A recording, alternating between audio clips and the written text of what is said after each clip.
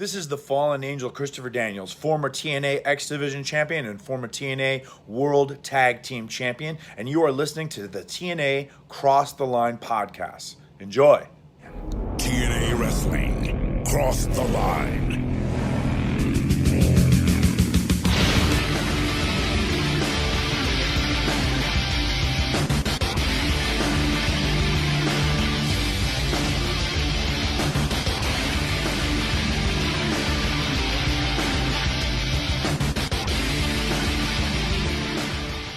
And we're back with episode 131 of the TNA Crossline podcast. I am Colling Jr. and with me as always is Dallas Gridley. And Dallas, on today's episode of NWA TNA Impact, it is a loaded one, maybe even stacked in modern terms. We've got a 4-man tournament beginning today. Abyss and Jeff Hardy in singles action, and then also Raven and Monty Brown. And then the winner of those two matches, which are both happening today, will then meet in the finals to determine the number one contender to the NWA World Champion Jeff Jarrett for a match at Victory Road. But also tonight, Roddy Piper is back. And he has a live microphone. Oh, boy. And if we've learned anything throughout Roddy Piper's career in TNA, that if he's got a microphone, he's shooting. Mm-hmm. So Dallas, are you excited for Hot Rod and the 4-man tournament? I think I'm more excited about the 4-man tournament, but I think it's the top 4 people in the company right now. I mean, Abyss is the only one that's like kind of out of left field since the storyline he's been in doesn't really put him in title contention, but he's been watching the matches, so I'd say he earns it, right? He's been standing ringside, so he's got to be in the tournament. Who would you put in his spot? Well, so that's the problem. I know who I would put. AJ Styles? No. I don't know. Ron Killings. Oh, duh. But that right there proves my point about Ron, that he's not seen as like that main event guy. Yeah, he would make more sense than Abyss, though, probably. I think in terms of like, hey, he's a former champion and whatever. And he's been involved in the title picture as well. Right. Yeah, that is kind of weird now that you say that, though. But, I almost think maybe this is their attempt to bring Abyss back to what he probably should be. Like a monster, instead of like he's like held back and he's controlled sexually or whatever that they said. So like maybe this is the kind of their attempt to fix that in a way. Do we think there's any chance that Abyss were to win? No, I do not think there's any chance at all. Do you think he's going to lose clean? Like he's going to get pinned? I think that'd be kind of a bad move, but I mean, it wouldn't surprise me. Facing Hardy, that's a tough one. I think it's a bad like booking decision, because you're kind of as you're saying, you're trying to maybe elevate him back to where he was, but he's not really going to have that opportunity to do that. No, he ain't. If he's got to lose to Jeff Hardy. I think that's a tough spot to be in. Right. Yeah, it's really tough. I don't know. I'm really interested about what they're going to do with Abyss kind of moving forward. I mean, these other guys, I think we have a pretty good idea of what Monty Brown, Raven, and Jeff Hardy. I mean, I don't think they're like heading too far away from the title picture anytime soon. Or the main event scene, really. Yeah. But like Abyss is kind of like a big question mark for me. I'm not really sure what the plan is for Abyss. Yeah, I mean, I don't know the direction that he would possibly go in after this. Yeah. I don't know. What do you do with Abyss after he's been in this weird storyline for like months, And now he's potentially going to be getting pinned clean in like a random singles match in a tournament. Right. Like, what do you do? I don't know. It's really weird. It's a very interesting situation. Yeah, I don't know. But we're going to find out pretty soon. Yeah, we are. Before we get going, Bob, I think I need to do a little shout out here. Well, we probably got a couple to do, really, but new friend of the show, Frankie Capone. Hey. Thank you for listening to the pod. He posted about it on his Twitter. How did I find Frankie Capone on Twitter? I'm not sure, but I did. We appreciate you. And hey, if you want to follow us on Twitter and post about us as well, you can follow us at Cross the Line TNA, which is pretty sweet. Also, I mean, I think we talked about it last week or the week before, Bob, but we have made friends with Brian Turner. Brian Turner's VHS Rehab. Mm-hmm. Super cool dude. Definitely hoping to have him on the show soon. And we've been talking a lot. We got a group chat, and he's been telling us a lot of fun stories about some old school TNA. Some of which he will share in the pod when we have him on. Some of which he won't. So there you go. But yeah, so let's I don't know, Bob, let's dive right into this, I guess. We got a bunch of fun things to talk about. There's some really interesting backstage notes. There's some drama going on. During the show, I got a couple fun notes. There's some people who are finished up with the company. There are people who are potentially coming into the company. All kinds of stuff like that. I'm going to continue to tease you because we're going to talk about that during this episode of Impact. Whoa. Okay. But let's run down the card from last week's show first. I think this is last week's show. Yes, it is. Jesus. Okay, so on the last episode of Impact from October 1st, 2004, Jeff Jarrett defeated Brian Gamble in 2 minutes. Raven defeated Mark Stevens in 58 seconds. Abyss defeated Luther Jackson in 1:20. The Naturals, Andy Douglas and Chase Stevens, defeated Christopher Daniels and James Storm, who, by the way, are your tag team champions. It was a non-title match. They beat them in 3 minutes, 35 seconds. And then the main event, the number one contender 6-way match to determine who will face Petey Williams for the X Division title at Victory Road took place. And AJ Styles defeated Alex Shelley, Chris Sabin, Kazarian, Kid Cash, and Amazing Red in 8 minutes and 33 seconds. Overall, not a bad episode of Impact. We thought. I think it was fun. And, the Naturals definitely earning their shot there, potentially for another title match. And I really like that booking of them winning. Thank God. Non-title against a team that are tag team wrestlers, just not tag team with each other. Right. Yeah, definitely smart. And that main event was pretty good. A lot of fast-paced action, as you would expect in the X Division match with, not a single bad wrestler in the match. So, yeah. There was that. Okay, let me get my notes pulled up here, Bob. I think we're going to be starting off with a banger. You ready for this? I was born ready.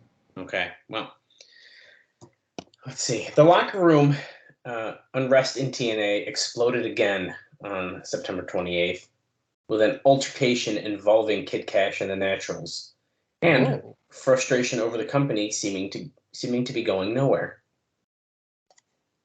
Now I'll pause there really quick to say, I know I normally talk about any notes about the show last week. I'm just going to go do this first because I already started. So the situation involves a lot of the veteran talent frustrated at the push of some of the wrestlers who they consider as unproven, blaming that as the reason that the company is going nowhere. The fingers are constantly pointed at AJ Styles for being a favorite of Dixie Carter, Abyss for being the favorite of Dutch Mantel, Jeff Jarrett, who the whole show is built around, and America's Most Wanted, and the Naturals for being the favorites of Bob Ryder. The reaction is typical, even though in the case of Styles and AMW, they usually were having the best matches on the show when they ran in Nashville. And kind of, this is all connected here. So, Kid Cash is back in the doghouse after the latest explosion, which ended up involving the Naturals and Abyss. It started when Cash was yelling at Andy Douglas over getting stabbed in the leg a few nights earlier. And we talked about that last week's show because Andy Douglas came out with that taped leg because he was literally stabbed. Right. And now we're going to take a brief detour because it, once again, kind of relates and it kind of comes full circle here. But because about that stabbing, Johnny Devine was also involved. Johnny Devine posted on his website that he's out of the hospital and will probably be returning to Canada. He said that he and Andy Douglas were leaving the Mix Factory nightclub in Nashville late on September 25th to head to another club. A car full of guys started hassling them from a car. Douglas and Devine started yelling back from their car. The wrestlers tried to lose them, but ended up cornered in a parking lot. Devine said that the two wrestlers were beating up the four guys until one of the guys pulled a knife and stabbed them both. He had 4 hours of surgery, which besides removing his lacerated gallbladder, they also had to reattach his intestine and give him a hernia operation because his abdominal lining was cut. Oh. Yeah, it's pretty fucking brutal. So Devine got pretty fucked up from this. Yeah, way worse. Yeah. He's hoping to be used on TV in the interim 6 weeks to 3 months in a non-wrestling role.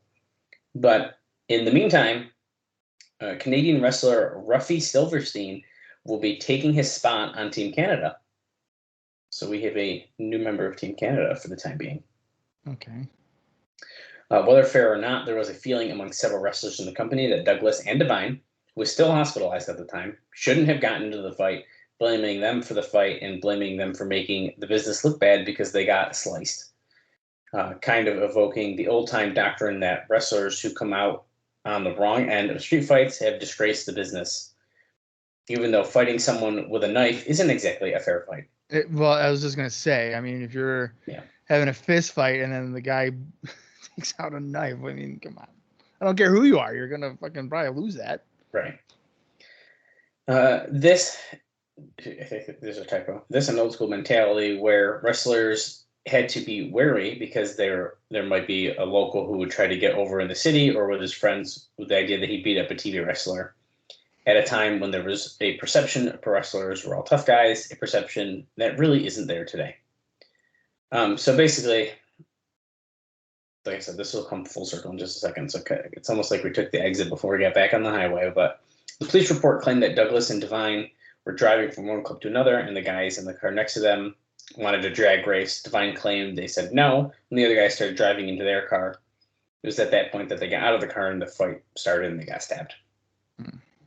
Douglas was still hurt on the September 28th show or taping. I can't remember if it was what the date is, so I'm sorry if the dates are weird. And Cash continued to verbally berate him, including calling him a skinny punk and telling him to get on the juice so he could gain some weight and then he'd beat his ass. Jay Stevens, his tag team partner, got involved, and Cash started screaming about how they didn't deserve the push they got, or push that they were getting, and made allegations regarding how they got their push. The two nearly got into it, except Conan and Monty Brown pulled them apart. Bob Ryder came out and Cash went off on him, saying that this was the problem among the boys and they should stay out of it. He started saying that Ryder can't bully him like he bullies everyone else, and saying that you have no options because there's nowhere else to go. Because there is somewhere he can go. Well, there is no doubt Cash is a good working heel. He has wrestling talent. Now, this is Dave's side note. He's kidding himself if he thinks at his size that he'd get any kind of serious shot in WWE. Cash is now attending college at Middle Tennessee State University, working on a degree in chemistry, and then looking to get out of wrestling in about 3 years to become a chiropractor. And then I think it wraps up here, where Abyss then came out to calm Cash down, particularly since he was mouthing off to Ryder. Cash actually tried to fight Abyss, which, you know, he's at least a foot taller and 100 pounds heavier. Abyss reportedly grabbed him and held him on the ground and neutralized Cash until others pulled them apart. So, some big time drama here backstage, Bob. Yeah, so I'm trying to wrap my head around all of that. I understand the level of jealousy towards Styles, A&W, Naturals, Abyss, whatever you want to call it. But out of that group, I think I would understand the jealousy more towards the naturals than the other guys. I mean, because AJ's pretty solidified and has proven what he can do. Abyss, the potential, I think, is very clear, and it was clear from the get-go with what he could do. He's just had some bad booking, I think, in terms of character progression. And then AMW, I mean, they're the tag team. I mean, there's no debate about that. But and the unproven thing too. I like Kid Cash a lot, and you and I have both said that. Mm-hmm. If this was 5 years later, maybe or whatever, considering his size, he might have gotten a bigger role. Yeah, I see so. Or maybe more than 5, but you know what I'm talking about. But the whole, they're not proven things. Cash is not a proven draw or, what he's trying to claim here. I mean, in ECW, he was a mid-card, upper mid-card guy having good matches. No, can't. I mean, I'm not going to ever say Kid Cash is not a good worker, but in terms of like turning a business around, Cash has not done that. Right. And if I'm TNA and I'm, backing young talent, I think the guys that we're mentioning that are the guys I'm going to go with. I understand the Jarrett thing. I agree with the Jarrett thing. I mean, the shows are about him and, he sees himself in a bigger light than what it is, but he also owns the company. So that's just something you're just going to have to deal with. Right. Or he's, in part of the operations of the show. So. Yeah. We will see what happens. I feel like every couple weeks we have a new like crazy Kid Cash story to talk about. Well, he does not want to be there, and I've like I've said before, I've heard like him on the Rene Dupree podcast talking about how like TNA was the worst place to work for. He hated it. Both times he went. Like he went for money, but like he hated it there. So this is I think we're really at a point here where he does not want to be in TNA, and he is literally trying to find any possible way to get himself out of it. To get out of there. And if I'm worried that, he knows that AJ Styles is like Dixie Carter's favorite, I wonder if his rationale at some point here is like, I know AJ is the favorite, so I'll just have to do something to fuck that up, and then I can get out of here. Yeah. But I don't know. Yeah, I'm definitely interested to see it keep going here. So. Yeah, I mean, Cash is one of my favorites, like on TNA. I think that if he was given a bigger heel role, I think he would thrive in it. He thrives in his heel X Division role and the heel tag team thing. His matches with AJ were pretty good, but I know he had said that he was pissed off about having to lose every time, which I think is a fair thing. I mean, you got to win at least one. You got to win at least one. And an example, right? Owen Hart and Bret Hart in '94. Owen beat him one time at WrestleMania 10, and they proceeded to have a feud for like 2 years, where Bret beat him everywhere, house shows, pay-per-view, TV, whatever. Owen beat him one time, but it was still a draw. You know what I mean? Because it's like, oh well, he beat him at WrestleMania, it's brother, whatever. There's that chance, but if Kid Cash just loses 3 times in a row, the next time you run that, we're going to be thinking, okay, well, Cash is just going to lose. Now, if he wins that 4th one, it's different. But initially, I mean, I think the win needs to come on early instead of later, basically, is what I'm trying to get at. Right. Another example, too, is Savage and Hogan. I mean, Savage never beat Hogan. He never pinned him. But that's also different because, Savage has the charisma, likable, lovable, hateable, whatever. That's a very unique situation where the guy never won, but people were still like, I need to watch it. Yeah. Yeah, I think that's a fair point. Let me jump onto some notes from the show from last week, and then we can get back to some other stuff. But that was the biggest note I had total, because it was just like, holy shit. That's yeah. It was I kind of live for these Kid Cash updates. I'm not gonna lie. Every time Every time we record, I'm like, I wonder if Kid Cash like beat up a guy or yelled at somebody Maybe or had an interview. We'll start doing, okay, this is our Kid Cash update for the week, and then that's a whole so we do our regular news and notes, we do the Kid Cash update, then explosion in the show. Right. The September 28th tapings, which, yes, by the way, I just double checked, was the last week's show. So they tape on Tuesdays, of course, so the dates get a little bit weird. It was the 10/1 show. That's when it aired. So I've said it like last week. It's going to get fucking confusing. We're just going to fly with it. In fact, it gets really fucking confusing when I do these notes too, and I have to check my dates 700 times. So the September 28th tapings were considered a big success because, and now mind you, we didn't have a number last week. I had no crowd number, but because after sparse crowds in recent weeks, they were turning people away. So we apparently had a full house on last week's show, and it was a far hotter crowd than had been there. Now, you're probably wondering, well, why is that? Well, that is all due to Russ Rollins making his debut. Now, Russ Rollins is the radio DJ guy that we talked about. So this is more, this is like a dark match now. So the match is planned to be a dark match, but they will likely edit it into Explosion, which airs on the Sunshine Network, to build for the October 9th festival in Orlando, which will include Johnny Fairplay wrestling women and a match with Jeff Jarrett and Johnny B. Bad, managed by Jimmy Hart, against Rollins and Dusty Rhodes. Rollins was legit cut in the back of his head from the guitar shot from Bad. So, yes, Johnny B. Bad did turn on his student. What the hell? Yeah. The festival is expected to attract 5,000 to 10,000 fans in downtown Orlando. So the idea to be involved to make TNA a part of the local or Orlando local scene. About 100 to 150 fans left after the Rollins match, but it really emptied out more because they took a 20-minute break before Explosion started. Impact was taped first, by the way. And due to the tape problems, they opened the show 3 times and shut down, and a lot of people got tired of waiting.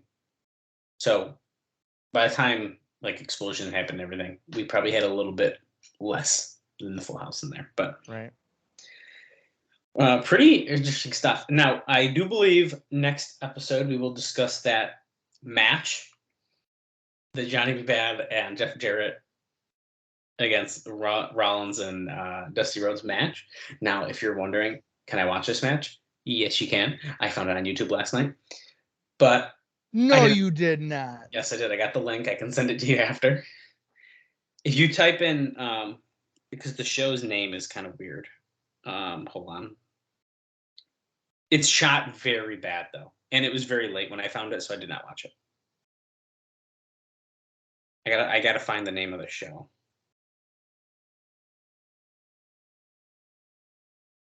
I'll find it later. I mean, I literally have the link on my desktop right here. I can send it to you right now, Bob. But we'll talk about that, like I said. I cannot believe that you found this. Yeah, I found this match from, it's like Miss Monster in 2004 or something. Yeah, super weird. Well, because I was thinking, I was like, I wonder like if this is like around. And yeah, I did find it. Super random, but let me find my place in the notes again. So yeah, that's that part. Also, as we noted last week, Sonny Siaki wrestled Roderick Strong on Explosion. Well, he apparently had some very badly torn trunks during that match, and he was unaware that they ripped, and people could see his butt. Who was this? Sonny Siaki. Okay. So during his Explosion match, his butt was out. This match is 20 minutes long. Yeah. I mean, there's a little bit of an intro, but yeah. Okay, it's like a lot of an intro. Okay, sorry, go ahead. That's just bonus episode. That's insane. I cannot believe that. Isn't that crazy? Yeah, that's nuts. Also on our last episode, they now I'm going to read how he says it, and I'm going to correct him. They had videos to reintroduce Pat Kenny, Johnny Swinger, and Glenn Gilberti and Trinity. Now, they did not show Pat Kenny in those videos. No, they did not. For the record, it was not. It was Swinger, Gilberti, and Trinity. But they will be. It says, although wait a second, he does say, well, then the latter 3 will continue their New York connection gimmick, but I don't remember seeing anything about Pat Kenny, so I'm just going to say it's still incorrect. Because they did have the New York connection video, and they're going to be continuing without Vito, who appears to be gone. And because his only ally was Russo. If I had to guess, they're only promoting probably Gilberti Swinger and Trinity, and then Pat Kenny would be like a swerve addition when they arrive again. Yeah, and of course, as we've talked about before, he's potentially going by the name the Empire Saint. Right. He's going to be like a vigilante or whatever. Which I famously, for some reason, did not understand that when I tweeted him once, but yeah. Right. We don't have to keep bringing up my mistakes. That's okay.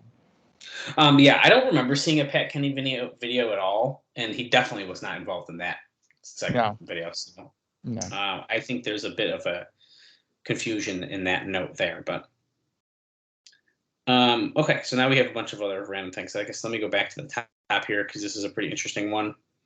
And I know I was teasing people not being with the company. This is not the one. There's one we're going to talk about during the show, but we talked about. I think it was in the last episode about Jarrett's book. He talks about Vince Russo in a not very nice light. Well, Vince Russo has gave his notice after seeing his portrayal in Jarrett's book, and theoretically will be gone after November 7th, which, of course, is Victory Road. So he gave a notice after reading what was said about him in the book? Mm-hmm. Wow. Now, it kind of goes into this. It's no secret that Russo was frustrated at his lack of input, although publicly he acted as if he didn't care, and whatever happened in wrestling, he was fine with. He felt at the meetings that when he was involved, they didn't listen to him. He and Dutch Mantel were philosophically different, and when he'd bring up his success, they'd bring up his failures. He's telling friends it's not a power play, but he was still bringing up to his friends about how he's never given control at any point, and these ideas that can turn things around. He said he wouldn't talk publicly about the situation currently out of respect for Jeff Jarrett, who has several family health issues to deal with because at this point his wife is battling cancer again, and Jarrett also is having some issues too again. And so he's dealing with that besides the pressure of the company. So Russo wanted to respect him and not make us worse for him. Well, that's nice. That's a respectable thing. I like the notion here that he has ideas that would change the company around. It makes you really wonder, doesn't it? Yeah, because I mean, your show is on, at least you're like in New York, 3:00 in the afternoon on a Friday. Mm-hmm. You're going to have to come up with a really good idea for people to tune in at that time. You know what I mean? Like it makes me so curious, dude. Yeah. I don't know. This is like one of those weird things, and maybe I'm like psycho to even think this or something. But if he's got, I want him to do his ideas. Like I want to see this happen. Not necessarily I'm saying in general. Like someone let him do this. I want to see if it works. Because I'm just that curious of like what it is. Now we watched WCW 2000. We watched the early TNA. We know that Crash TV. Some people love it. Yeah. I mean, it's a little chaotic for me. I mean, that's what the Attitude Era was too, pretty much, right? I mean, it was just like chaos. Oh my God, yeah. So, which different time. We gotta stop bringing up the Attitude Era all the time. It's fucking the 90s. We're in the early 2000s now. We're over that. Yeah. No, yeah. Attitude Era stuff is like tough to rewatch because it's just like, as a kid, I'm just like, wow, I fucking believed this stuff. Like they were gonna kill Steve Austin in a fucking hospital room or whatever. Well, that anyway. And also too, like what sucks now is like, you know, I'm 33 or whatever, and I'll be sitting here watching the show, and all I can think of is like, there's a cameraman in the room as like Val Venus is about to get his penis chopped off. Yeah. You know what I mean? So like that's suspension of disbelief is like there's somebody else And he's not stopping it. Nothing's happening. Yeah, like what are we doing? It's like if a girl gets kidnapped or something. There's a guy with a camera like running as they're throwing her in the car. I'm just like, hey man, they're told not to get involved. He's not gonna do anything. And like you watch the shows, there's like a whole bunch of felonies that are happening, and they just show up the next week. You know, it's like guy gets ran down in the parking lot. That's like attempted murder, but it's like I did it, and I'm not gonna press criminal charges, but I'm gonna see you at no mercy, pal. I did it for that rock. I did it for that rock. Stuff like that. Yeah, I don't think wrestling's wild. Oh, you know what? We have experienced that here in TNA with Eric Watts when he was gonna do it. I'm gonna get you, Jeff. I could have done it. Well, actually, there's been a couple times really, because even early on, the new church was grabbing people and like stripping them down, and like Bill Behrens had his pants down and he was tied up in the back, and what's his name? Was it? No, not Jackie Fargo. Oh my God, what's the president's name in the beginning? Because they did it to him too. Oh yeah, what was his name? Holy shit! I can't think of his name. I can't remember. I know who you're talking. He was the NWA president in 4 weeks. Yeah. Yeah. Well, I don't know. We'll see. We'll see if Russo is what's going to happen there. Will I have a note about that next week? Yep.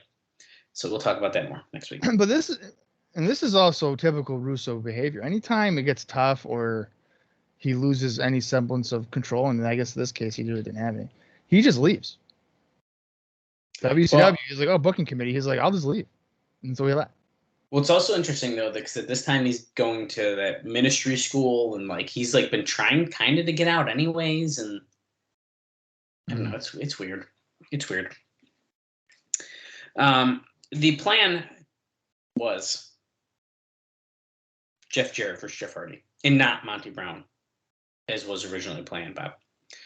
With the idea of Hardy means more to the mainstream media for November 7th. Now, you're thinking, well, okay, that seems to make sense, right? I think we all kind of think that makes sense, watching what we're seeing. Yeah. Well, of course, Hardy was doing everything possible to make sure that that does not happen. So after the decision was made, apparently to go to Hardy, he not only no-showed the September 28th Impact taping, which he was scheduled for a squash match win over David Young, but he also never even called in before the show to let them know or have any explanation. They still pushed him for the show next week, which is the show we're about to watch, even though they have not heard from him. So, Jeff Hardy trying to screw things up before they even happen. Fantastic. Sounds like Jeff Hardy. Just disappointing. Now, kind of continuing on with that, though, Hardy had told people that he left a miserable company to come to another miserable company. Yeah. He was excited at one point about being here, but quickly realized that the whole promotion was just a vehicle for Jarrett and quickly was losing interest. It was a risk pushing him to begin with, though. And then, now, of course, I'd say at this point in time, we probably have a little bit less understanding about people who have substance abuse issues and all that kind of stuff. So Dave kind of goes into like, people just don't, basically, they don't understand that there's good reason that he was let go by the company, blah, blah, blah. But, of course, he was seemingly dealing with some issues at this point as well. It also appears here that they are building for, and I think this is very obvious, we just talked about it too, they're building for a Team Canada versus 3 Life Crew versus America's Most Wanted versus Triple X match, or possibly having Chris Harrison Primetime and Storm and Daniels in a mix and match teams as the tag team title match as the pay-per-view. No, come on. I do not want that to happen. I will do any. I want them. We already had that. I want them to vacate the titles. No. Yes, we need to vacate the titles. No, just have the Naturals win it and then do a 4-way at the pay-per-view. Okay, fine, we can do that too. But we need our regular teams back. Yeah, we need the regular teams back. We don't need to vacate the titles. I mean, I don't even understand how you would like pull that off. You vacate them and then you say, "Okay, you're back with your partner. This isn't working." No, that can't be a justifiable thing. I think it could. Well, I think you're wrong. So You you know? can't just be like, "Hey, you guys aren't tag partners," and then you could easily be like, "Well, why'd you sign the match?" It was wrong because the championship committee did it when the power guy wasn't there, and I don't know. You could do some bullshit there. Yeah, I don't think so. I think that they just need to get the titles on a regular tag team and go from there.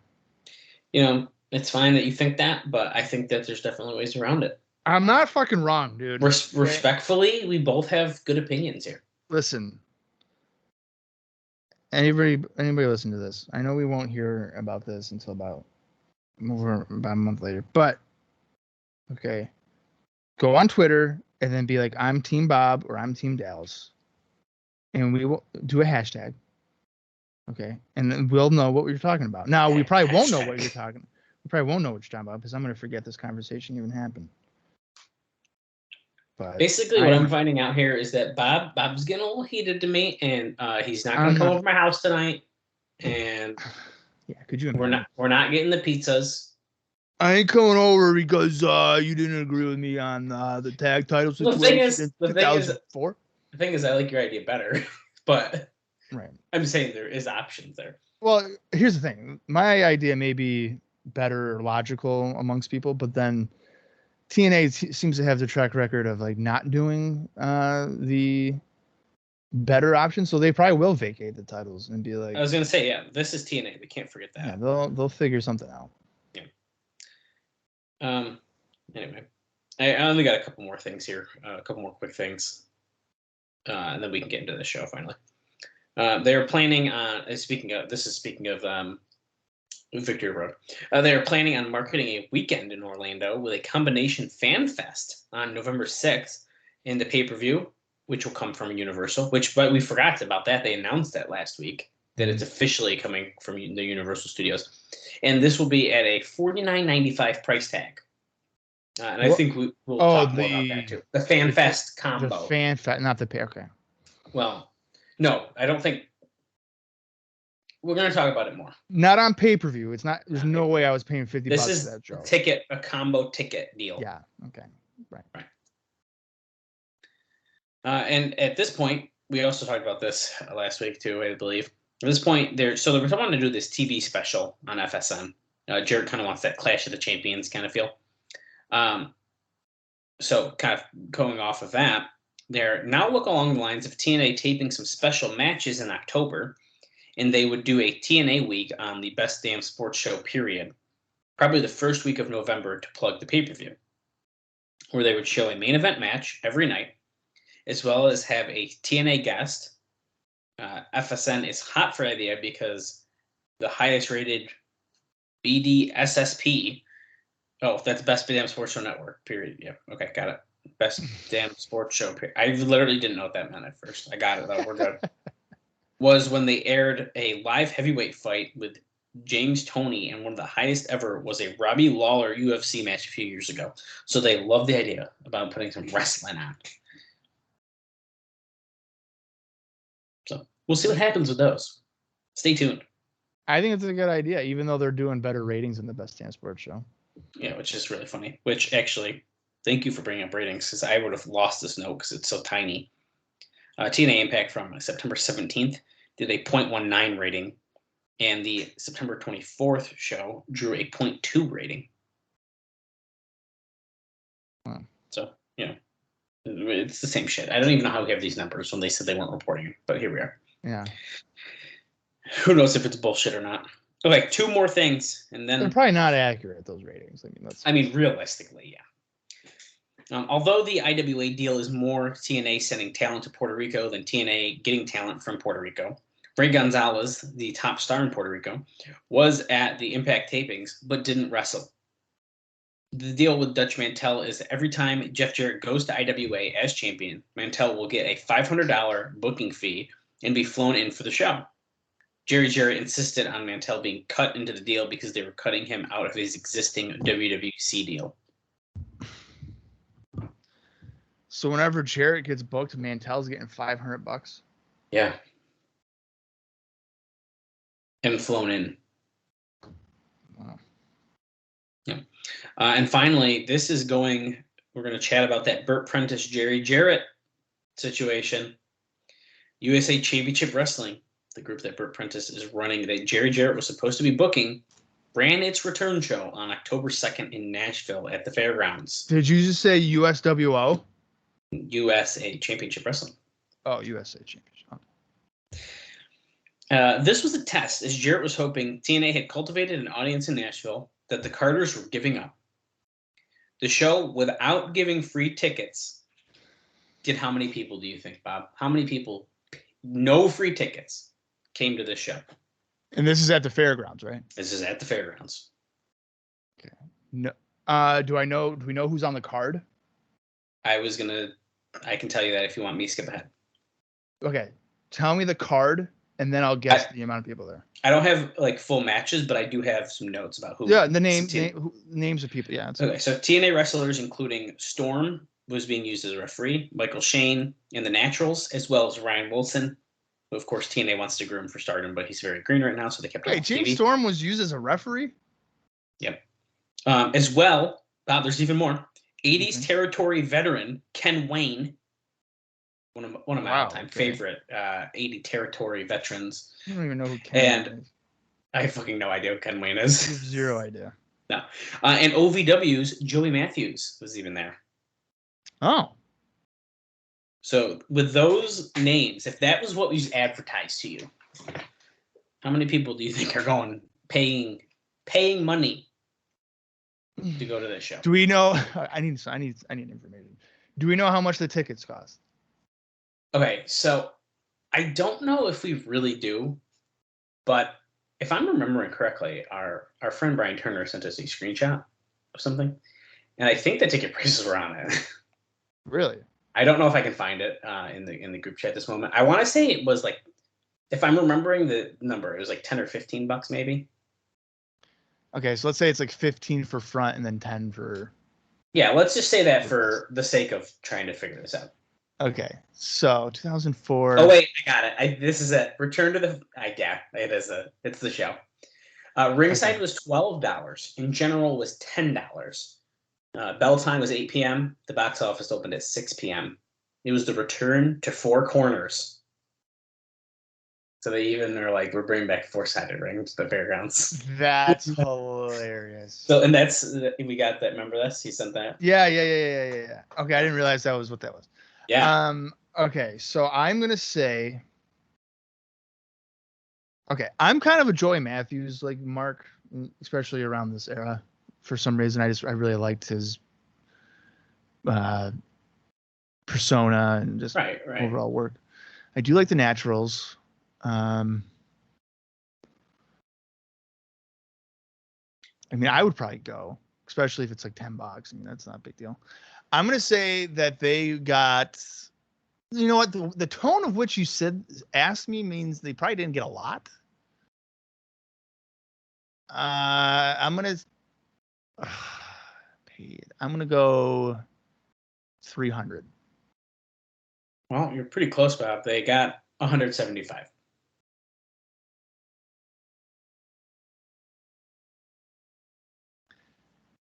Okay. Yeah. Yeah. Wow. So I don't know if I think one of the biggest issues here though is we've talked about it a lot in the past couple of years.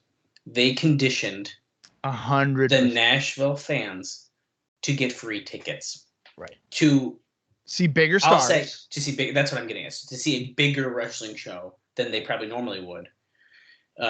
So then you try to do this big thing, and you're using TNA stars, but wait, now I gotta pay for them. Right. Why am I going to pay to see the Naturals when I've, for 6 months, been able to go in there for nothing? For a better seat? I mean, we've seen them brawl in the crowd. It's like, there's not a bad seat in that joint. Right. So, yeah, no, okay. Yeah, that makes sense. Yeah. So yeah, that happened. I'm sure actually even some of your indie notes, we might be hearing about the show in the next couple week or 2 or 3. I don't know. Depending. Yeah, so. probably, yeah. But know, it's also funny is like they couldn't get people to pay to watch that bigger show. So then, like, how would you expect them to pay to see a regional, like a smaller production and smaller whatever? Right. Exactly. So very interesting nonetheless. Okay, let's talk about Explosion. then we can finally get into the show. And I got more notes during the show. They're a little bit more snippety, but I think there's some good stuff still. Yeah. So Explosion number 98, according to the Cage Match, it was taped on, I believe, October 5th.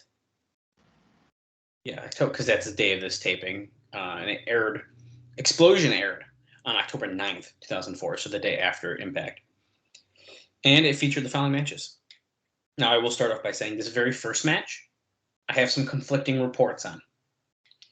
I'm going to read the cage match one, and then I'm going to read you the one that I have listed for the Observer notes, which I feel like is probably more accurate, but 3 Live Crew, BG James Conan, and Ron Killings, now they have it listed on cage match is defeating Bruce Steele, Gabriel, and Nate Webb. Now, according to the other notes I have, they defeated Ryan O'Reilly, Scott Passer, and I don't even know how to say this guy's name. I don't think it's like George Castano.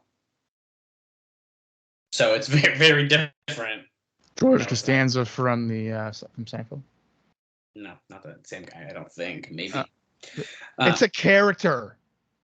Is a joke. You know what? I also don't watch Seinfeld. Yeah. So you also didn't know who Nikita Koloff was. So. Actually, no. Nikita Koloff, dude. Let me just take a second here. The series that he had with Magnum TA in 1986, man. I mean, top tier. So the other matches that happened on Explosion, and now I'm going to reiterate that we kind of talked about it from earlier about last week, but these were taped after Impact. Keep that in mind. Okay. Michael Shane and Frankie Kazarian defeated Jarrell Clark and Mikey Batts. Sonny Siaki and Amazing Red and Sabin defeated Alex Shelley, Maso Inu. Hold on. I know how to say this and I'm messing it up. I just said his name last week, I think. Masayo Inu. He's a Japanese wrestler.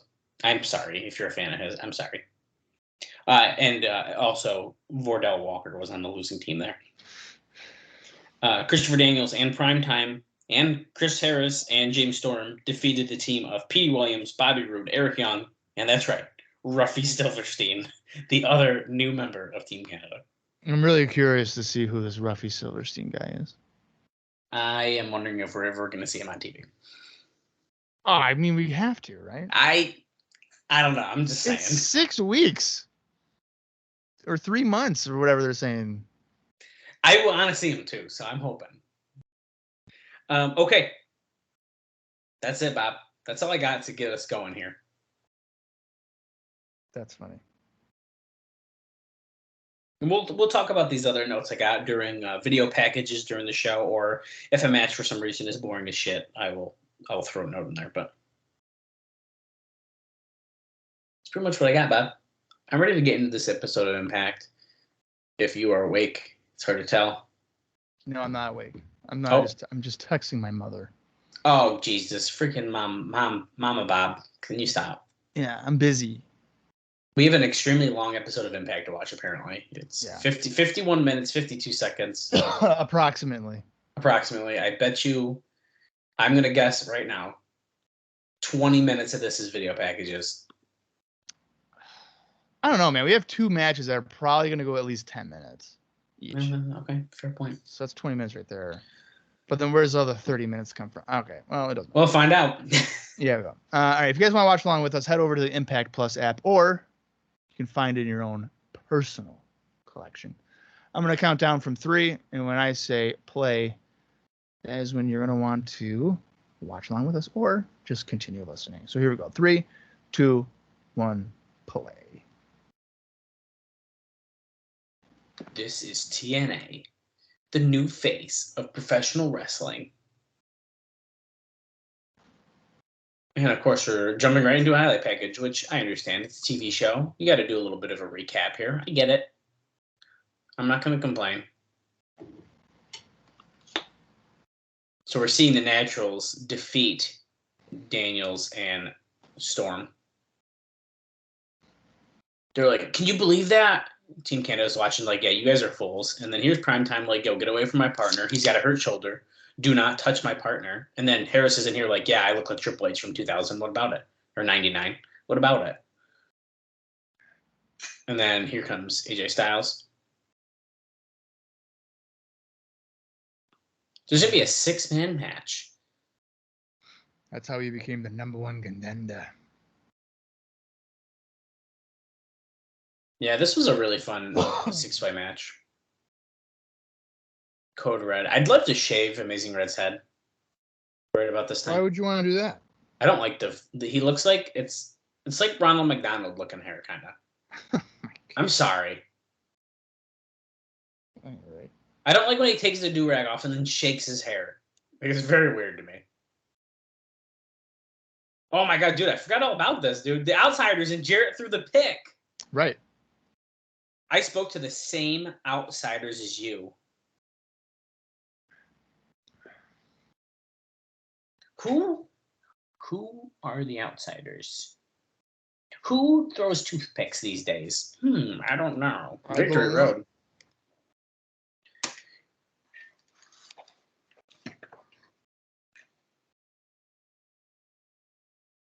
I guess you weren't wrong about video packages. We already have one. Well, and I was just saying that you can't even be mad about that one in the beginning of the TV because it's TV now, so I can't even be as mad about it. No. Total non-stop action wrestling impact. And there we go. We still have the same shitty song. Holy shit, I need this to change. It very much upsets me when we hear this not good version of a theme song.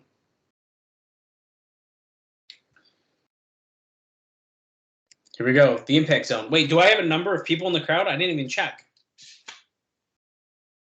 Hold on. I do not. I do not have a number this week or next week, so we're just going to have to go with it. 700. I mean, realistically, it's probably about that. Whoa, dude. Pyro time. Still have the bad music. I wonder if they're going to get better music after the pay-per-view. Oh, Yeah, probably. Here comes Abyss.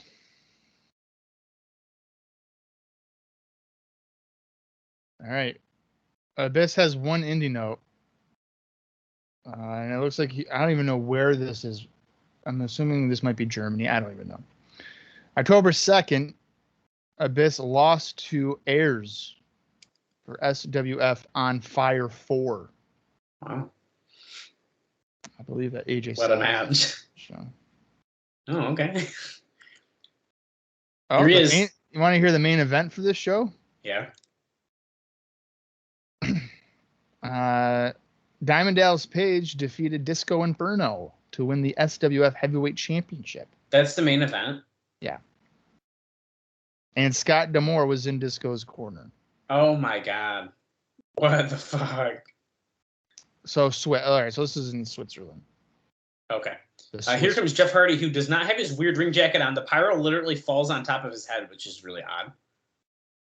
Look at the sweet laser lights behind him, though. I'm a fan of those. I'm glad Jeff Hardy showed up tonight. Oh, what was that? Is that a hint to Hogan? He just did the air guitar. Oh, my God. Don't even talk like that. Could you imagine if he teased Hulk Hogan? Yeah, right. One of our listeners, our buddy Lance over on Twitter, he tweeted about wanting that Hardy shirt that he's got on his waist there. He's not actually wearing it tonight. And he found someone selling it for $400 online. I wonder if it's Jeff Hardy selling it for $400. $400. Dallas, if you had no responsibilities, you would definitely pay $400 for that. No, I don't know if I really would. For a shirt, dude, the most I paid for a shirt, like a vintage wrestling shirt, I think it was $50. Really? Yeah, my okay, so this match has a 15-minute time limit. I would say these matches can't have judge decisions. I don't want judge decisions on these. But the shirt I bought that is in question, Bob, is my vintage CM Punk shirt that I wore when I met him. And he was couldn't believe it. I think what was it, Christmas or something? Anniversary? I don't know. I didn't pay for it, but Sarah bought me a Slapnut shirt Oh, off shit. eBay, and it's It's like it's a WCW one. Oh, man. I'm I pretty didn't know sure. you had that. That's awesome. Yeah, and it was like $75. Whew. Right. So then I get it in the mail, and I'm like, "Yeah, I got it." And she goes, "Is that used?" I go, "Yeah." And she's like, "I spent $75 on a used T-shirt." Oh, no. And I was like, "Yeah." And she's like, "What?" That's pretty cool, though. Yeah. You freaking wash it. Although some of the old shirts like that, you got to be careful with. Yeah. My Punk one, for example, it's not ruined. It was already old looking, but some of the ink bled on some of the white parts of it. Yeah, that's a shirt I'm not gonna like casually wear. Like, I'm just not. I wore it once and I washed it once, and I should have hand washed it. But you know, we learn. We learn. Yeah, I remember I was like wearing that shirt, this Slapnut shirt, like in the summer, and Wait, I took what? JB and Don West are talking to us. Like, we come back from commercial, and it's them talking about the TNA weekend party here. Yeah. What's so confusing? I just hearing what they're saying. This is a weird segment. Autograph session on Saturday, and then on Sunday. You're guaranteed a ticket to Victory Road. Then there's going to be a post-show party when it's over, and you're invited. All the TNA superstars, I'm sure. They will all be there. All of them. $49. Now, I'll tell you right now, if I lived in Orlando, I would do this. Oh, I know you would. Interaction. So total nonstop interaction, which is the A of TNA. It's interaction. What the heck? TNA has 6 appeal.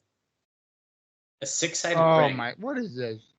6 points of impact. 6. Wait, are those like the old cage dancers? I think so. Whoa!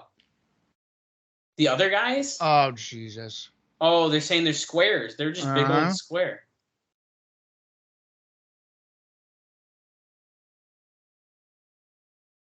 The joy of 6. So that was like a little segment, a little video knocking on a 4-sided ring. Very interesting. We're already knocking our competition for having a normal wrestling ring.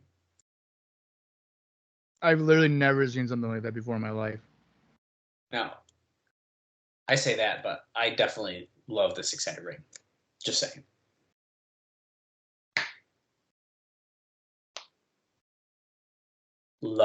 I love the 6-sided ring. I'm sure you do. I do. When they bring it back in, like, what is it? Is it like 2014 or something like that? Or is it later than that even? I don't even remember. The 6 sides? Yeah. 2015? I don't know. I'm saying dates. It's around that time. Well, how many times do they switch back and forth? Because now they're back to 4, aren't they? Yeah. So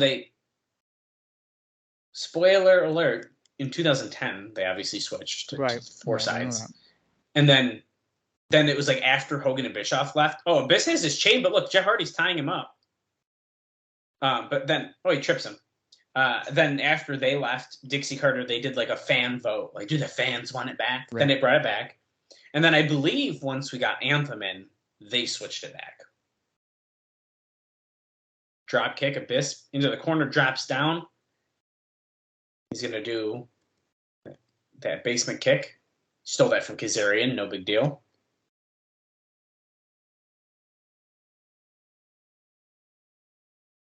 Oh, Hardy. Whisper in the wind.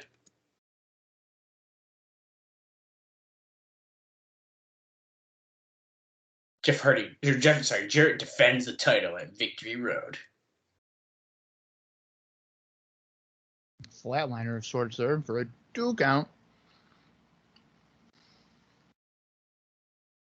He's so hard to pin, Mike. Can you believe this? Oh, wait. Shock treatment. Is he going to hit it? Oh, he shit. does. He did. Now, he doesn't win with this move, and, of course, he's going for a cover. And the shoulder's barely down. He kicked out. Shocking. I love how they're always shocked. How did I not win with it? I've never won before. That match, the Johnny B. Bad and Jarrett versus Russ Rollins and Dusty Rhodes match, it's very hard to tell for me when I was trying to listen, but I believe Mike Tenay is on commentary in that. Okay. Not Don West, though. Hardy, twist of fate.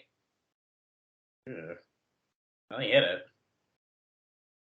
Jeff Hardy's doing a striptease for us. Is he going to go for the Swanton? He's pretty far out. I think he could hit it still, and he does, but Abyss moves. Yeah, he would have. He would have hit him probably perfectly, too. Yeah, that would have been actually really nice looking, but Abyss says, fuck you. He's going for a choke slam. Now, if you notice, Bob, he keeps not doing the black hole slam, and goes for the choke slam. Oh, no, roll up. Oh, Hardy won. There was 7 minutes and 1 second remaining in that match, but Hardy got the pin on Abyss. So maybe they're not as sour on Hardy as the rumors are saying. Well, you also got to think of the investment. They probably gave him a bunch of money, and they're going to give up on him after a month. Keep no showing. I mean, you might not have a choice. Oh, there he is. There he is. There's Ruffy. Team Canada talking with Larry Zbyszko, saying, hey, you gave us a title match last week. Shane Douglas is looking very concerned. Ruffy Silverstein here in the background, looking like a fish out of water. He does not have a Team Canada jacket. Yeah.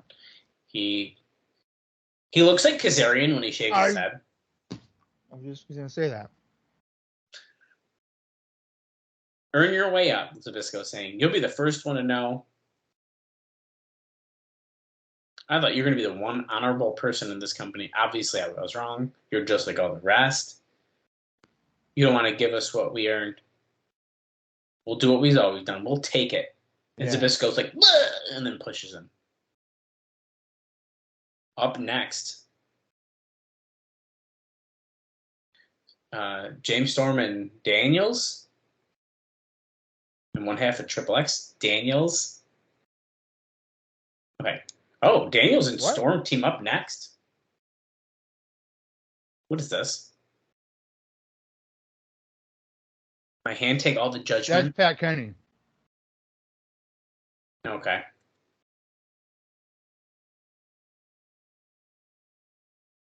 Yeah. Yes, that is Pat Kenny. Thy kingdom come. This is weird. There you go. Empire Saint. There we go. We're getting our package.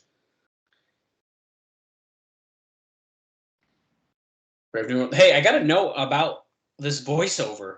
So we're getting that package here. So hold on. I got to find my freaking note. Even though WWE officials are supposed to be banned from having any contact with those in TNA, apparently they're very interested in the guy who narrates these videos. Really? Yeah. Pretty interesting.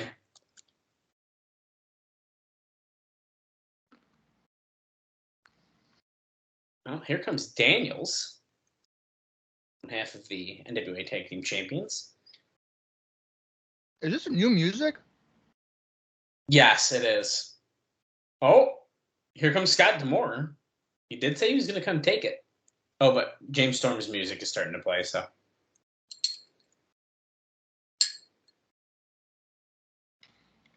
We find the defendant guilty. Oh, cameraman got too far. Yeah, he did.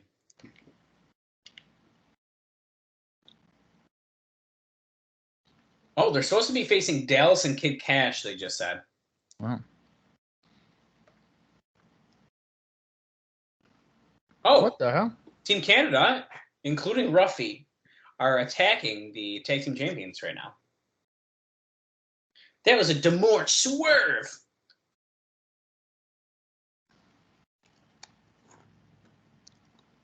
Oh, yeah, there is Ruffy.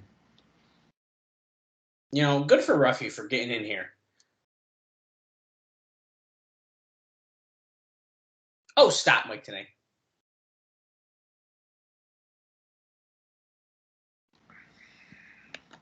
Tanae, you know exactly who that is. It's Ruffy. What was it? Ruffy Silverstein. Silverstein. Don't you fuck this up. Okay, well, they're beating the shit out of these guys, so I have a feeling the match is not about to happen. Yeah, not at this rate. Nah. Or if it were to happen, Cash and Dallas are about to win the tag team titles. Hey, there's Triple H circa 2000. Oh, wait a minute. No, it's Chris Harris. I like to look for him, though. Yeah, I mean, it reminds me of Triple H in 2000. He can pull off that beret very good. Where's Elix Skipper? Give him a second. And I have another note I was supposed to say during the last match, Bob, as Skipper runs in. Oh, time. And that was that after spending more than a month building up the Abyss versus Alex Shelley situation, Abyss appears in limbo, and they have dropped the program. So we're never going to... in limbo. What does that mean? I'm assuming it's talking about like him kind of being involved more in the heavyweight stuff instead of being in that story. Well, I mean, the story was really between Abyss and Goldilocks anyway, right? Yeah. I mean, yeah, he was jealous of Shelley, but he was jealous that Goldilocks was giving him attention. Right, and as we noted, Goldilocks is pretty much done, from what we can tell. Yeah, I mean, he got the revenge, I guess you could say, by hitting that backbreaker. So, I mean, I don't think that drop storylines that big of a deal. Here is 3 Life Crew, BG James, and Ron, and Conan. And Conan, they're all here. And they got the title in their hands, swinging it. B Jizzle. Canada. AMW, Triple X. There was only one team missing here, and that's the Naturals. The Naturals, yeah, that's right. And I'll just say, man, does that kind of say something to us here that maybe the Naturals are seen as the 5th team? Oh, I don't like that idea at all. But you know what? Andy Douglas is technically injured. He was working. That's true. He did get stabbed. So I'm gonna say we're gonna. Where does that leave Cash in Dallas? 6th? Oh man. What about Mikey and Jarrell? 7th? Yeah. We got another Victory Road segment here, Bob, and I have a rumor about someone who's coming in for the November 7th pay-per-view. Okay. There is talk. That's right. It's me. It's DDP that will be coming in for the November 7th pay-per-view. Now, it has not been confirmed, but the talk is that he would be part of the Outsiders group that is coming in. Wow, what? He is the one guy that never joined. No, he's not. Yeah, is the outsider of TNA, Bob. It's different. It's not the same one. I don't know, man. It's kind of the same idea.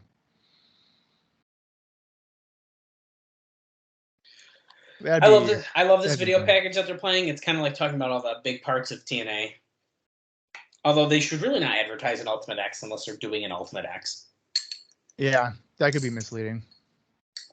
But honestly, they probably should do an Ultimate X. The first 3-hour pay-per-view like this, trying to get new eyes on the product, why do you not want to do that? Yeah. I would. Or maybe, I mean, they could probably just space it out, you know what I mean? Yeah, you can do it for different. Maybe like the 2nd or 3rd paper, you think, oh, yeah, hey, check this one out. Another. Oh. Hey, I'm Jeff Hammond. He's still on location, so he's like gone. Okay, is the audio super weird for you, Bob? Is it? Oh, you have only one plug-in. I have it only in my right ear as Jeff Hammond is talking. No, the audio sounds fine to me. It's like the. Oh, wait. Dude, it's like only. Okay. It's mostly in one ear. So in one ear, it's like perfect. And if I put it in my right ear, there's an echo. The echo's in the right ear, yeah. Yeah. basically he's just running down a bunch of the X Division stars right now and stuff, talking about this is a very odd 6 points of impact. He just got rid of Goldie. There you go. That's the first mention of her like not being here. Yeah. Look at that wicked old. That's like his first match. They're showing him like video from. Jarrell Clark. Jarrell Clark, friend of the show, killing it here with Mikey Batts. He recently commented about how they got a contract after one of their Impact matches. Yeah, which is super cool. We're showing Hector Garza, La Park, and some of the Team Mexico here too, which is very odd. Gauntlet match. There's a gauntlet match of Victory Road. Oh. I'm Jeff Hammond. Okay, so all those guys are going to be in. Yeah, so all those guys are going to be in a gauntlet. Oh, okay. That explains. That makes more sense. Yeah. This makes way more sense. Okay, and here comes Roderick Strong. Okay. Now we haven't seen Roderick since like July, I think. But I'm not going to list every single thing he's done on the Indies because he's super active. Yeah, I would say if you want to give us a couple recent ones, we could. Yeah, he's taking on AJ. AJ's a lot quicker. He was also on that Swiss show that Abyss was on back on October 2nd, and he defeated Mark Rudin. I think that's how you say that name, but whatever. As for Roderick Strong, he's been on Explosion several times since his last televised appearance, which was on, I think July something here, July 15th, or no, July 16th, excuse me, when he lost to Alex Shelley. Since that time, he's made several Ring of Honor appearances. He's associated with Generation Next, which is with Aries and Jack Evans. And I believe Shelley's in that too. Let's see, there's anything really of note here. August 28th, he lost to Ace Steel at a Ring of Honor's Scramble Cage Melee in Braintree, Massachusetts. September 4th, he lost to Mikey Batts at NWA Florida Back for More in Clearwater, Florida. He teamed up with Alex Shelley on September 16th to defeat Chris Hero and Nigel McGuinness at IWA Mid-South's IWA Homecoming in New Albany, Indiana. September 17th, he lost to Samoa Joe in the first round of the Ted Petty Invitational in Highland, Indiana. And the last one I'll mention here is on September 24th, he lost to Austin Aries in the first round of the FIP Heavyweight Title Tournament at FIP Emergence Night 1 in Tampa. Styles just ran across one of the sides of the apron and flipped over the post onto Roderick Strong on the floor. Now, these two have had some good matches. In like Ring of Honor? Or? Yeah. Since this is X Division, we just talked about X Division. I know I'll share with you here, Bob, and that is that Sanjay Dutt will be back in action at the end of the month after his dislocated elbow injury. So he should be back in time, hopefully, for that gauntlet. He should be, yeah. That's right. We're getting reminded that Styles and Williams will be facing off for the X Division title at Victory Road. I am extremely excited for Victory Road, Bob. We are under a month away from watching that show. Yeah, it's pretty crazy.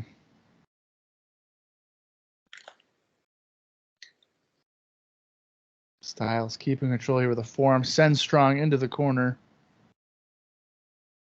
Oh, Strong got Posey in the way, and the eye rakes Styles. What a cheater. Oh, he's dirty. He's doing the finger thing like, what a heel. I didn't do that. Styles on the apron. Yeah, bad drop to the apron. Goes for a shoulder in, but it's kicked by Strong. Uh-oh, double underhook. Elevated over the middle rope. Gutbuster, backbreaker type of thing here. A rib breaker.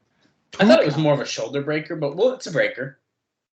Well, I think he was going for a backbreaker, but he didn't fully rotate him over. Yeah. Because he's the master of the backbreaker. That's his gimmick. Oh, we have so many masters here. We got the master of the backbreaker, the master of the Hurricane Rana, the master of the spine buster. Yep. the master of the Yes. Swanton. It can. I guess technically, master of the stroke, master of the Styles Clash. There's a nice Phil Nelson backbreaker. That was nice. The crowd popped for that one too. They were like, I'm telling you, dude, this Roderick Strong can pull off a backbreaker out of nowhere. It's freaking disgusting. I'm not sure how much of that he does nowadays, but he did a lot. I haven't watched a Roderick Strong match in years. He's choking AJ with his own hands. What kind of bully is this? Yeah, that's so cool. Oh, I see another backbreaker. Just yanked him down.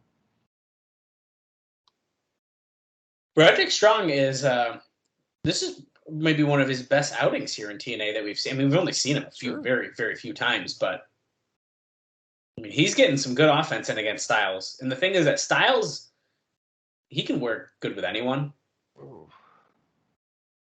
You know, and it's funny to see Roderick Strong wrestling and not have shitty little boots on. Right. I was actually thinking about that when he came out because they're still shorter than your average boot, but they're not the shitty little boots that he will be soon to have.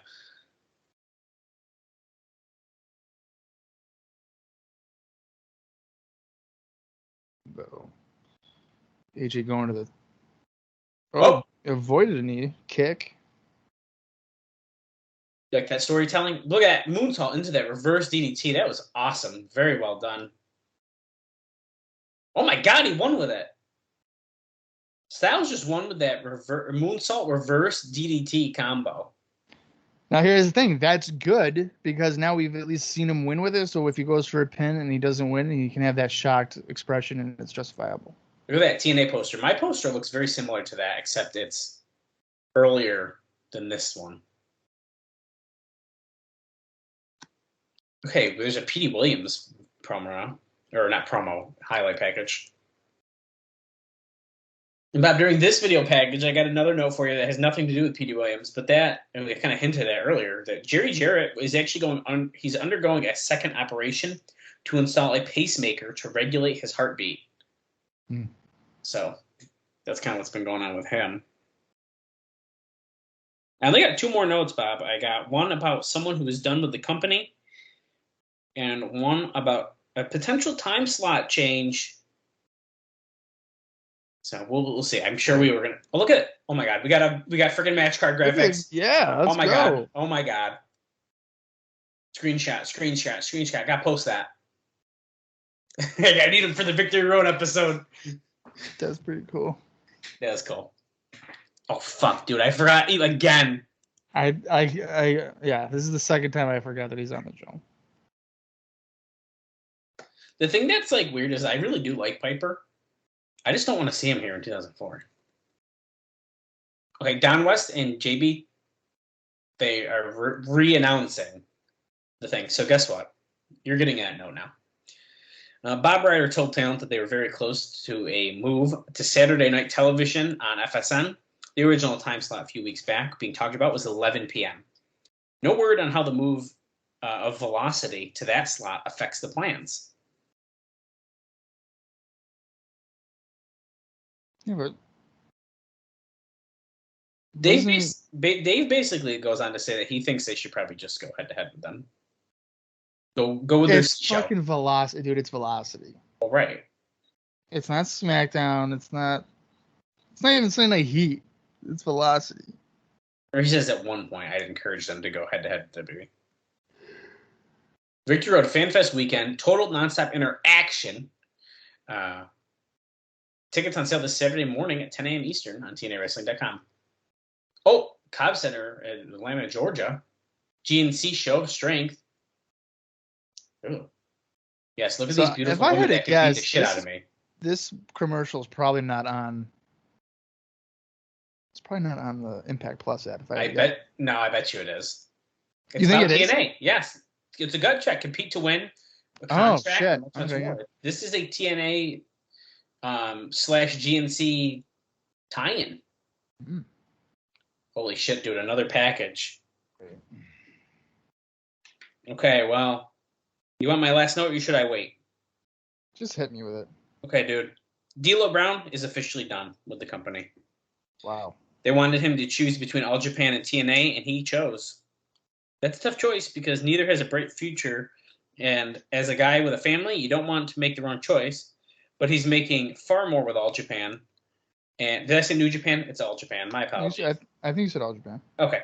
So that was the easy choice. Both companies are deep in the red, but TNA's backers have deeper pockets. So Dave is almost alluding to the fact that All Japan was not a good choice in the long run for D'Lo. And here he is, dude, the hot rod, Roddy Piper. His impact debut here. He has been here a couple times. Hopefully he does not talk about Vince Russo killing Owen Hart this time. I would strongly avoid that happening.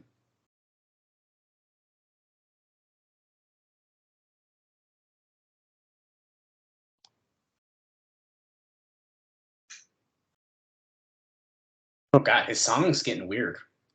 Isn't that how his song usually is? I've never listened this far, I guess. Synonymous with the word unpredictable. And he has a live microphone.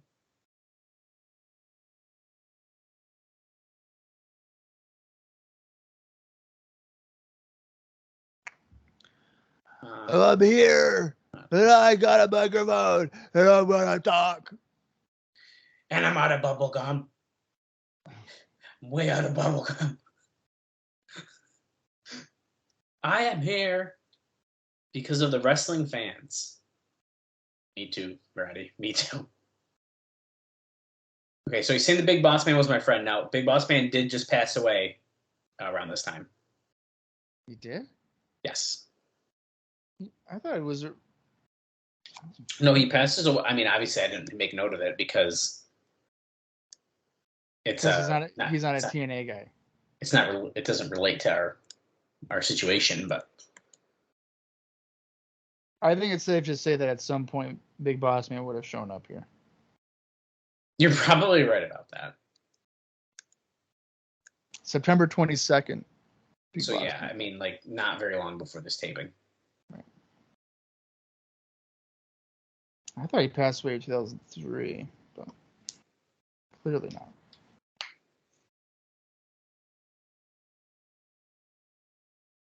He's rambling. TNA, NWA. Free speech. He's saying, free at last. Free at last. Thank God Almighty. We are free at last. Thank you, Piper. So, this is kind of a sad way for Big Boss Man to pass away. I don't know if you know the story. I don't know if I actually really do or not. So September 22nd, he was visiting with his sister at his house, and his two daughters went upstairs to play, and his wife, Angela, briefly left the room at about 10 p.m. She returned to find him dead on the sofa. Oh, my God. He had a heart attack. That's just crazy, though, that you leave the room, let's say to get a drink, and you come back, and your husband had a heart attack and died? That's crazy. I'm saying he's a legend. You're a legend.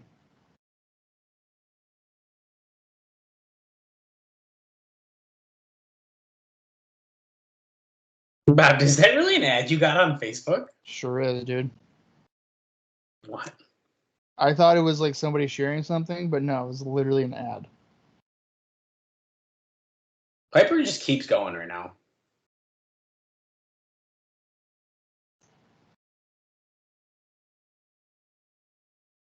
Oh, November the 7th, he will be here. Oh, he's going to ask whatever he wants to ask.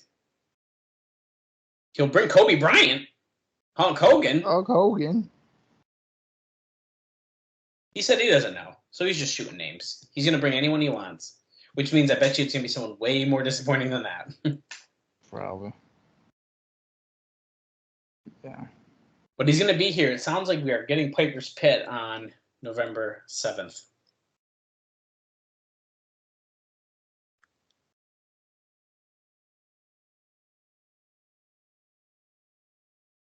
He built a mount. He climbed the mountain. He built a ranch at the top, and he's not coming down.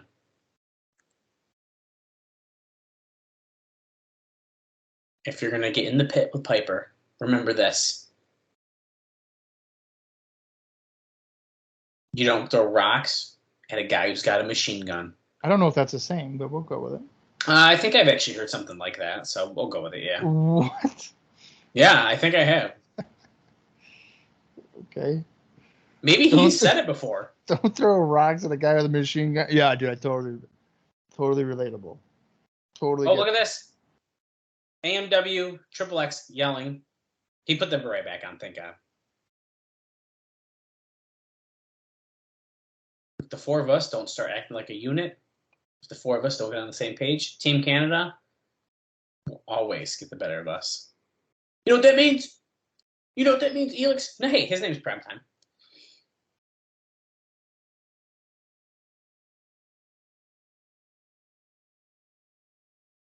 That's the most sensible thing I've heard all day. Let's break those Canadians off. Team Canada wants a title shot? Why don't we give it to them? Oh, boy. Oh, no. Daniels and Storm were like, yeah, we were doing so good as a team. Let's give Team Canada a title shot. Yeah, we're 0-1 together and on title, like, since we've been champions. Okay, dude, and we won our match on accident, essentially.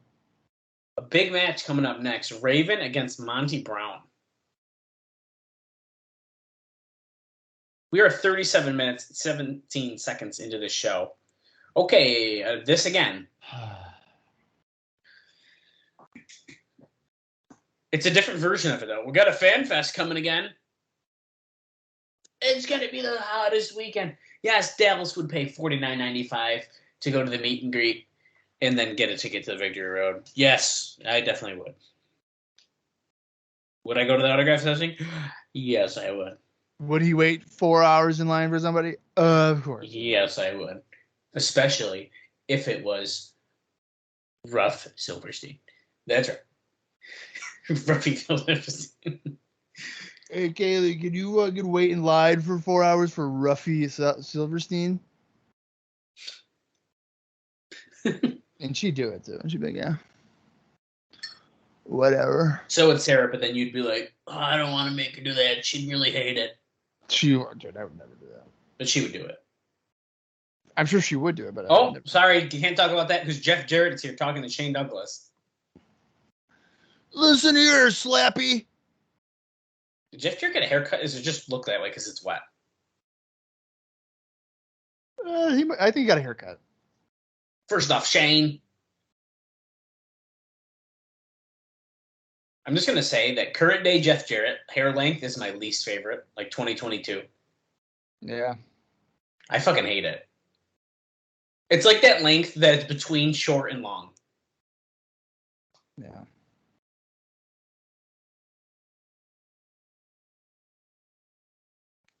I've talked to the outsiders. Vince has talked to the outsiders. So whose side are they really going to be on when they get to Victory Road?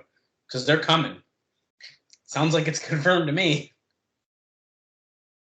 The thing that's interesting is they could play it as like, if let's say it's not Hall and Nash. Well, anyone could be an outsider if they haven't been here. It's not the outsiders that are teasing. You can't promote it like I've talked to the outsider, like everybody know, and then be like, by the way, it's Stevie Richards and Dustin Rhodes. I don't think Dustin would work. He's been here already. Can't do that. That's true. All right. Stevie Richards and the Sandman. Sandman's been here, bro. Fuck. Okay. Rico. Stevie Richards and Rico. Stevie Richards and Rico. There you go. I like Rico for the record, but I like Rico too.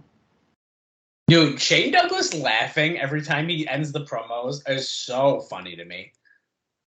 Speaking of Rico, there is a match he had with Rey Mysterio on SmackDown in 2002 that was like amazing.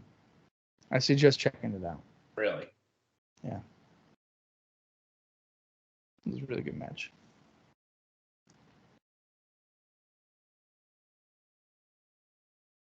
Now, I want to see if Monty Brown comes out from the babyface side. I feel like he's going to. Right, he's happy to be now. Especially because he's fighting Raven. Well, let's see what's going to happen. Who's going to win? I think Monty Brown. gonna win this. You gotta do Monty Brown. The problem is, Raven coming out in a straight jacket. How can you get out of that? Oh, like that. Oh. All right. Well, that's a really bad straitjacket if you can just rip through it. Maybe he's an escape artist now. Well, he's having a hard time. Okay. Well, no, you got it. Now, listen, this look for Raven is like potentially my favorite. But when he first came to TNA in 2003 with like the blonde hair, and he looks pretty crazy. I think he's coming out the heel side still. No, that's the babyface side. The heel side's got the heel side's got the things on it on the outside. Okay. Is the crowd just dead or what? I can't hear fucking anything. It sounds like they're just talking amongst themselves. It really does. Like you know. Yeah, there's no one. Look at that. They're all just standing there. There's no one making any noise. But really weird. Look at what the heck? So weird. That's awkward as shit. 42 minutes. Hey, that's the towel guy. The what? That guy right there. I'm pointing to my screen like you know what I'm talking about. There is a guy that would always like spin a towel around. That's a towel guy.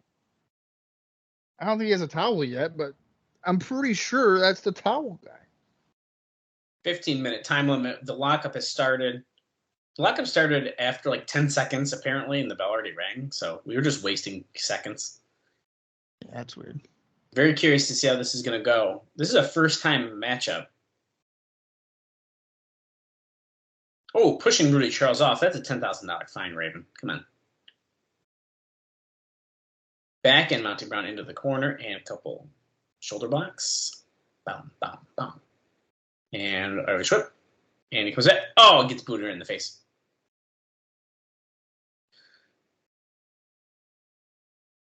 Close on. Oh, couple. Yeah, another one. And he rolls out of the ring, takes a powder. Monty Brown's like, what the fuck are you doing? And Raven walking right over the announce table and gets a chair. Raven has a chair. This should be a disqualification because you can't do that. Oh, Rudy Charles just took it. Lax rules, baby. Lax rules, bro. Oh, a couple left arm. Some southpaws, if you will. By Monty Brown. He's smelling him. He's getting his scent. He did was smelling him. That's what he was doing. And he didn't like it, so he hit him with a right. And then Raven takes another powder. He's like, fuck that.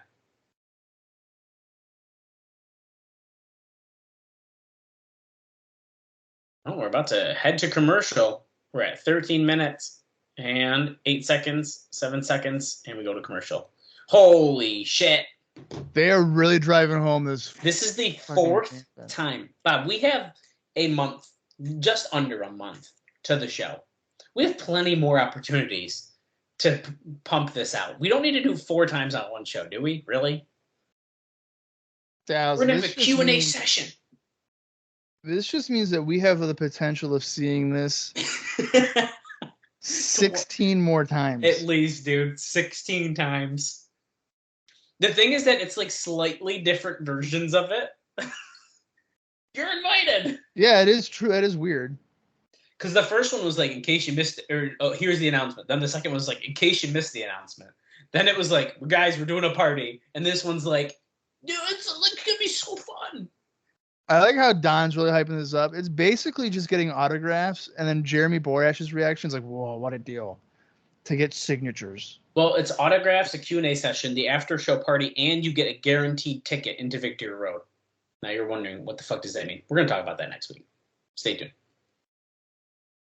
Yeah, you'll get a guaranteed seat at the venue, but plot twist, it's going to be in the hallway, and you get to watch it on the screen. My God. Like they've done before for Impact. Well, there you go.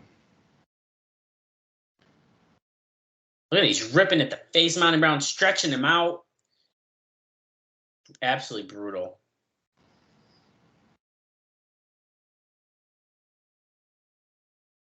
He's doing it. Russian leg sweep, side Russian leg sweep, end of the guardrail. You could tell Raven was telling him what he was about to do. Yeah, he didn't really hide that one very well. Now, normally, Impact would be done by now. 45 minutes, 56 seconds. We'd be done. Well, how much time you got left, Bob? 5 minutes and 48 seconds. That's crazy. What is happening?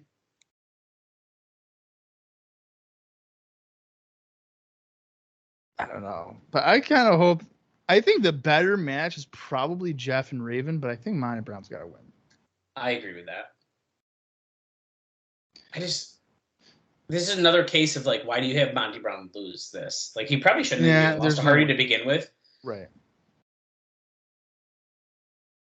Monty Brown kick, clothesline, though. Monty Brown's been so heavily featured and essentially unstoppable. I just don't think it's a good idea. Yeah. Even if you're going to do some fuckery and you're going to screw us up and Hardy's going to win next week, Brown still can look strong and he could potentially go on to the next pay-per-view or something. They could still kind of keep him high on that.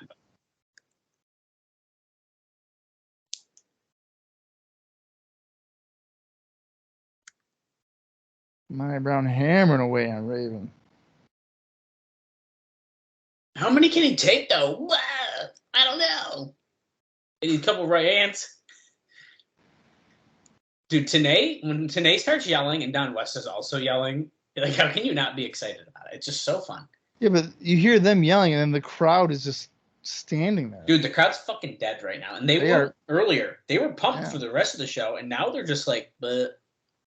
I wonder if they're just burnt out. I mean, was this the same one where the Jarrett thing happened with the DJ guy? No, that's last week. That was last week. Okay, I don't know. And they've only technically seen 2 other matches. The rest were after the show.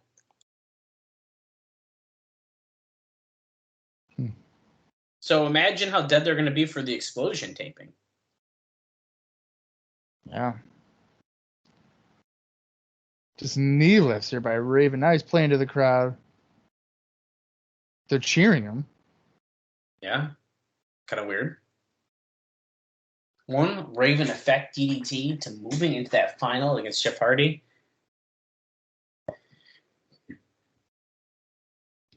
Wouldn't it be bizarre if Raven got a shot at Victory Road? Yeah, it would. This is my destiny. I knew it. At that point, if you don't pull the trigger, you might as well fire him. If he got it to Victory Road and he lost again, fire him. Yeah. Because you're never going to do it.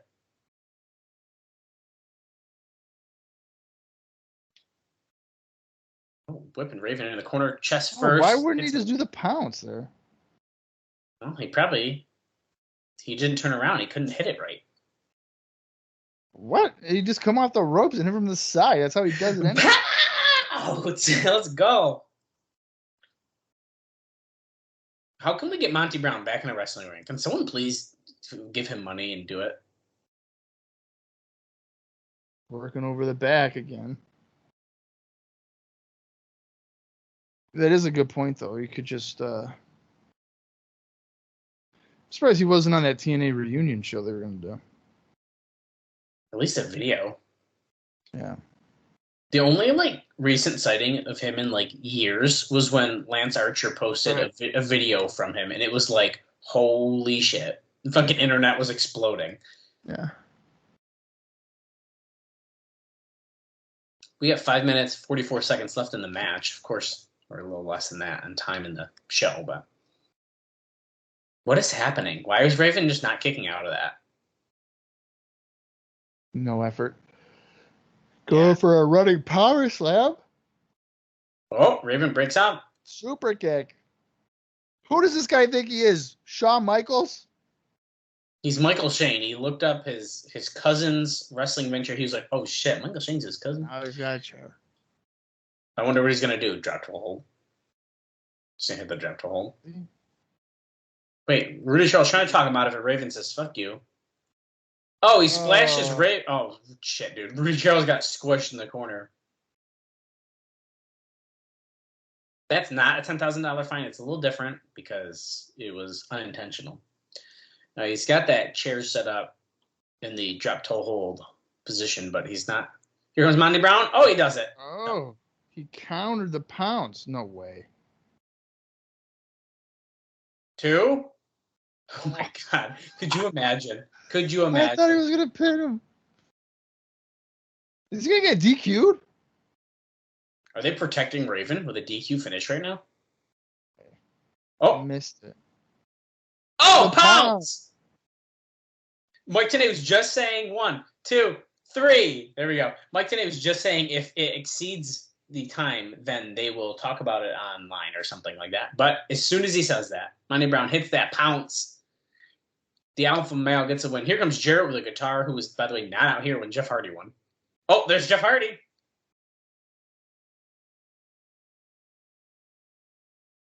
Oh, shit. So we got the tag title match and Jeff. We're loading up these impacts now. Wow, dude. Here we go, dude. Going off the air. I wonder if that's a change in their direction, starting with the shows. Like, we got to have more feature matches and one enhancement. I know. But even that Rowdy match was AJ was not really enhancement. It was just extended. Right. So. Okay, cool. What did you think about that episode of Impact, Bob? I'll give it a thumbs up. Yeah, I think I liked it. Even though there was a little bit less matches than we're used to, they went longer. I think that's important to know. And as you said, I mean, we had featured matches, and Styles and Roderick Strong had a pretty good match as well. So I got no complaints there. I mean, the Piper segment, luckily, was kind of kept to a minimum. I mean, he rambled, but that's what Piper does. So that was at least, I would say toned down enough that it wasn't too bad. And I think we have a pretty good looking card for next week. Yeah, I mean, we'll find out who the number one contender is. We have, again, that tag team title match. I mean, those 2 matches alone. I mean, as a viewer, I would definitely want to find out who's going to challenge for Jarrett. And anytime there's a title match, it's much more interest than just a regular tag match. That's for sure. Right. Another cool note too, and we'll probably mention next week, even though it probably doesn't really mean much, but it's actually next week is our 20th episode of Impact, which is kind of cool. So we are flying here, and I'm excited to get to that, and I hope everyone else is excited to join us as we continue on the road to Victory Road. We're almost at that exit. But we have a fucking month left, basically. So we gotta keep going here. Yeah, we'll be there before we even know it. But all right, that should wrap up this edition of the TNA Crossline Podcast. We will be back next week with the October 15th show. And again, it's going to be Hardy and Monty Brown number one contendership on the line. And also, again, a tag team title match when Daniels and Storm will be teaming up to take on Team Canada. Whichever version of Team Canada. We don't even know. Ruffy, dude, debut? Let's go. You never know. You never know with all Ruffy. But all right, until next week, for Dallas Gridley, I am Bob Colling Jr., and this has been the TNA Cross the Line Podcast. Oh,